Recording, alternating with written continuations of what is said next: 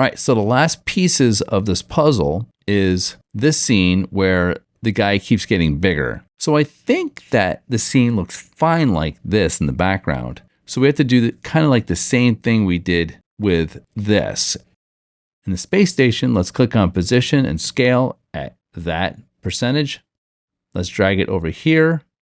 All right, so his head, we're seeing the ceiling up here. So that's where we want to have this scene when we get to about here. But we want to scale that up. Let's see what that looks like. That works almost good. We need to bring the spaceship over to the left a little bit like this. At the beginning of the scene, we see the opening here. And so when we get to about this part, we want to bring that opening to about there, and then take the 2 diamonds and bring them to the right.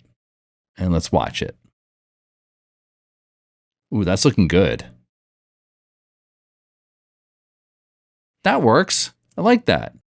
And let's select all of the diamonds and copy them, Command C. Come over here and do a Command V to paste these diamonds. Select these diamonds, bring them to the left. Take these diamonds, bring them to the right. And let's watch this scene. Oh, that's right, it's backwards. So take these diamonds, select them and bring them over here. Select these diamonds, bring them over here because we reversed it. And now let's watch.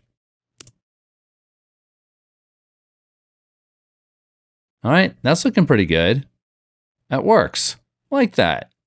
This is the last scene where we need to have the background move because the actors are moving. We can start the scene here, press the position and scale, and we can move the scene to the left and make it bigger. So let's scale it up and drag it to the left. And let's see what that looks like.